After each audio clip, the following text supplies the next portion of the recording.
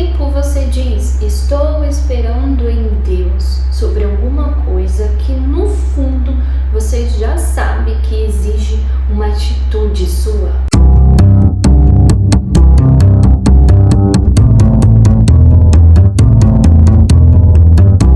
Olá pessoal, sejam muito bem-vindos ao Escrita Real. Este canal que não temos medo de abrir a palavra de Deus e trazer ela para a vida real, para as decisões que enfrentamos todos os dias. E eu preciso te fazer essa pergunta do início, porque nem toda espera é fé. Algumas são só medo com aparência de paciência. E é fácil confundir as duas porque por fora elas parecem a mesma coisa. Uma pessoa quieta, orando, confiando no tempo de Deus, mas por dentro pode ter duas histórias completamente diferentes acontecendo. Uma pessoa realmente descansando na soberania de Deus e outra pessoa paralisada de medo, usando a fé como desculpa para não se mover. Nos dois vídeos anteriores vimos duas armadilhas parecidas com essa. No primeiro vídeo vimos que domínio próprio não é sobre nunca sentir, é sobre não ser governado pelo que você sente. No segundo vimos que aquela frase, já entreguei nas mãos de Deus, às vezes não é entrega nenhuma, é fuga disfarçada de linguagem espiritual. E neste vídeo eu quero te mostrar a terceira armadilha: usar esperar em Deus para justificar não fazer absolutamente nada.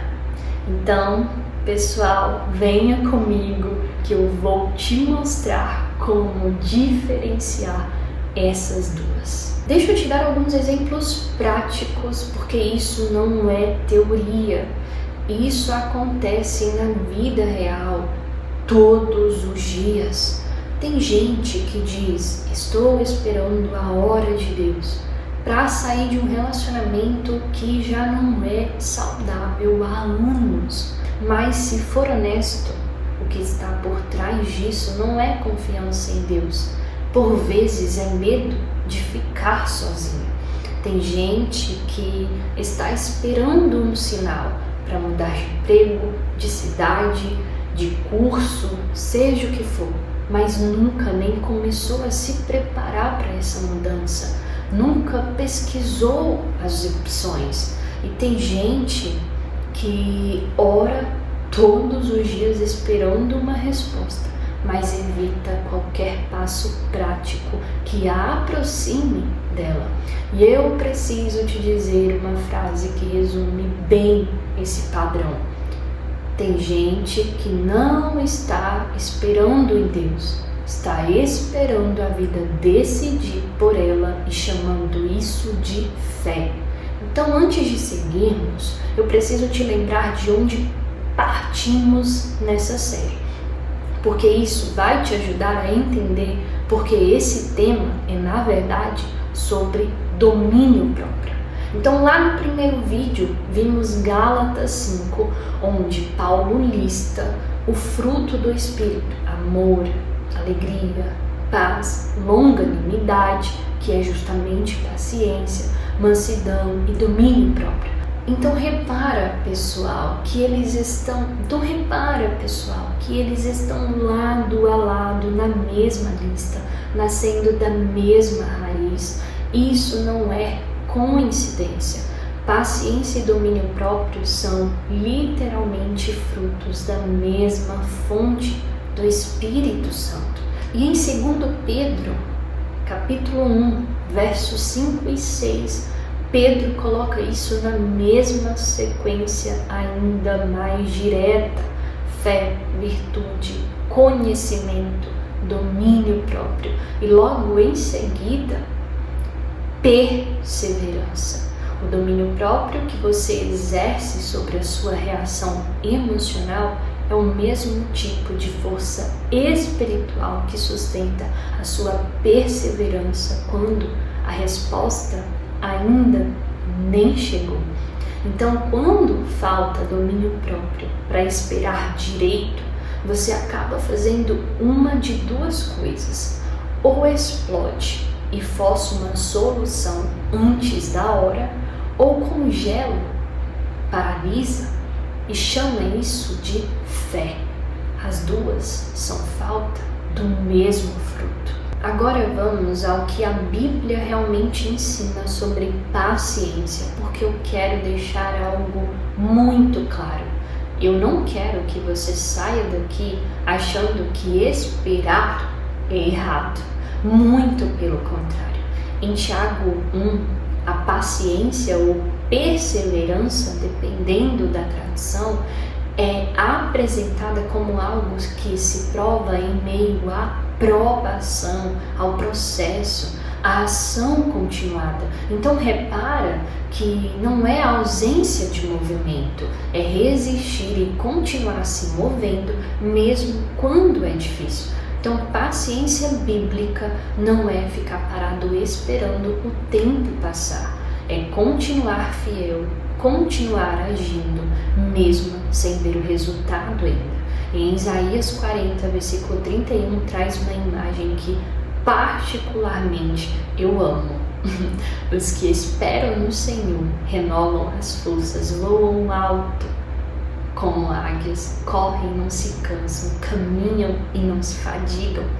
Então, pessoal, repara essas ações: sobem, correm, caminham.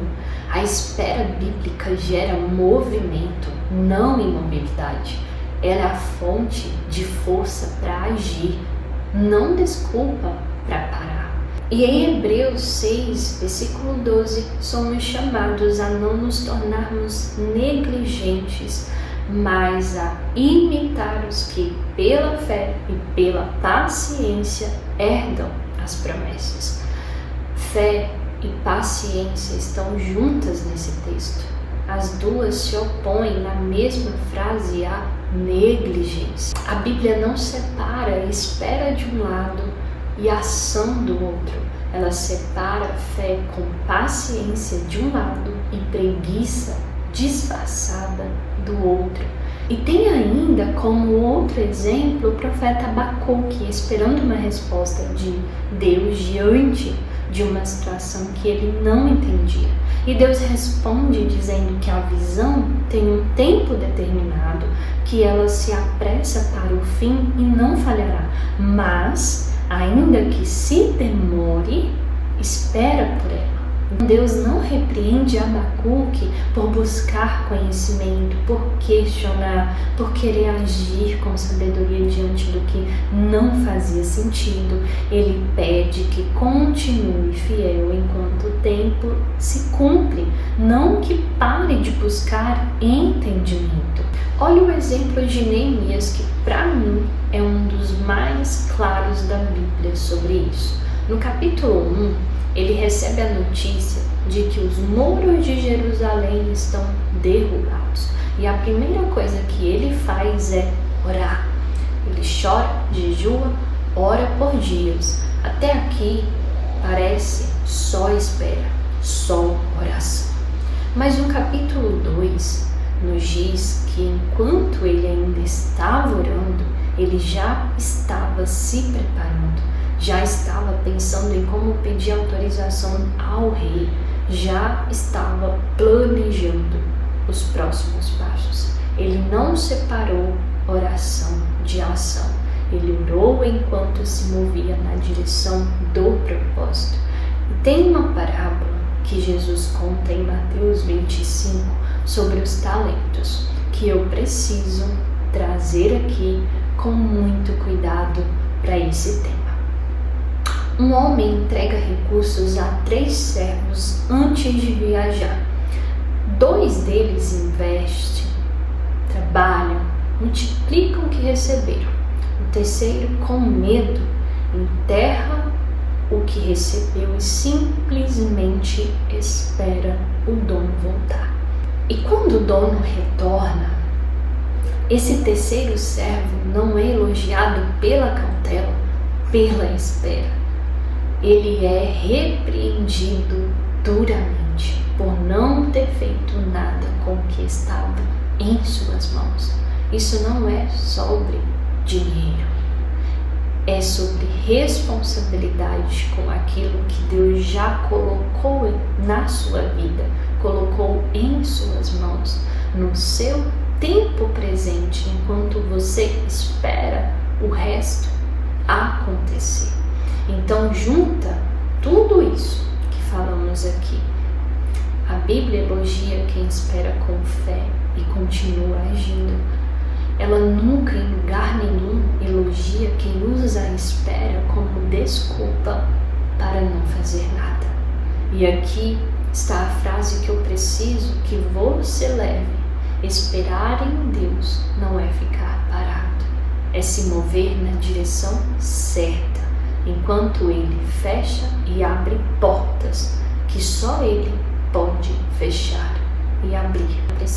Antes de fechar, eu preciso deixar uma coisa bem clara, porque eu não quero que esse vídeo machuque quem está numa espera de verdade. Existem esperas que realmente não dependem de você. Um diagnóstico, um luto, um processo que só o tempo resolve, por exemplo. Isso não é o que eu estou falando aqui. O alvo desse vídeo não é toda espera. O alvo desse vídeo não é toda espera. É a espera usada como desculpa para evitar um passo que você sabe no fundo que precisa dar. Então eu quero deixar aqui 3 perguntas para você levar com você depois desse vídeo. Primeira, o que eu já sei que preciso mudar, mas estou evitando por medo? A segunda, que passo eu poderia dar hoje que não depende de nenhum sinal sobrenatural, só de coragem? Terceira, essa é a mais desconfortável. Estou orando por isso ou só estou usando a oração para adiar a decisão? Pessoal, vimos nessa série que domínio próprio é sobre o coração, não só sobre o corpo, que entrega verdadeira exige sentir antes de entregar.